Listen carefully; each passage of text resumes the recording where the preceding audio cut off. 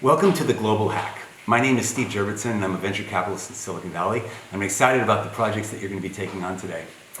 I, as a VC, have always bet on small teams, companies like Tesla and SpaceX, and they're just a handful of people in a garage with a big dream and a big idea. And if you think about the potential to change the world for the better, it is always small teams like that that make a difference. Whether it's getting off oil for the petrochemical economy, whether it's making humanity a multi-planetary species and colonizing Mars, whether it's getting off animal slaughter for meat production, it's always a startup that leads the charge and makes the world a meaningfully different place than it was. If you think about the kinds of changes that history books will be written about, it's always a startup that led it. So, these are pretty exciting times for small teams, small countries, small groups that might get together to try to solve problems because you can reach the world as never before. Consider Skype coming out of Estonia with just 4 engineers building the product in 4 months and changing telecoms and voice over IP forever. We also like to invest in moonshot thinking, big visions, dreams that are so audacious as to be breathtaking when first proposed. I challenge you to do that. If you think about it, all of those changes started with startups. And the bigger the vision, the less likely it is that someone else is doing it. The less likely the incumbents in existing businesses are doing it. In fact, I would say that all meaningful change, defined as disruptive change, came from a startup.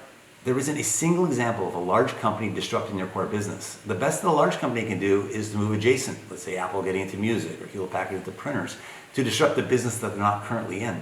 But they never disrupt their core, ever. So don't worry about the incumbents. Do what's right and make the world a better place. One of the other powerful ideas, I think, for this hackathon is that ideas themselves can change the world as never before. And they can have more impact and greater reach within a technology economy.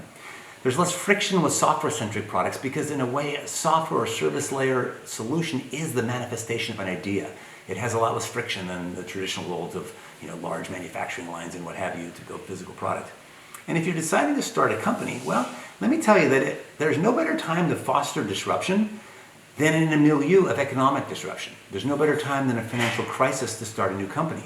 And if that seems strange, think about the opposite. Stasis, business as usual. That's the worst time to start a new entrant because you depend on disruption to thrive. And in fact, if you look at the Dow Jones Industrial Average companies, the largest in America, 2/3 of them were founded during a recession. So it's a great time. Now, there are a lot of challenges to tackle in the world, and it can seem daunting at first, especially if you focus on the headlines. I would encourage you to throw the newspapers away and sit back and think about what really matters. So it's not just the immediacy of COVID-19, while important, and I encourage many of you to tackle the challenges that it will bring to our society. But there's some bigger issues afoot as well, some of which are perhaps sparked by this, or any crisis to the system. Issues such as the future of meaningful work, something I hold very dear, is an important topic to focus on, especially in a rapidly restructuring labor market and with accelerating automation, whether that be AI or robotics. There's no more important time than the present to think about the near future and what it will be like to live in an era of an abundance, potentially, when most people can't find a job. So there's also a lot of issues of sustainability, not just in the obvious areas of energy and water purification and what have you, but also in food and construction and just about every industry. And if you think about it, if it's not sustainable, it's unsustainable. And I think if you can find an area of the world where it feels like business as usual is unsustainable, that's a great area to focus. I also think there's a whole series of higher level constructs around what I would call cultural evolution. How is it that humanity can improve the way in which we live amongst each other? Whether that's in a highly urban environment or just generally the rules of thumb around governance, trust, privacy, truth-telling in an internet age. If you think about humanity over the last 2,000 years, we are much happier, live longer lives, and we have a much lower incidence of violence than we did 2,000 years ago.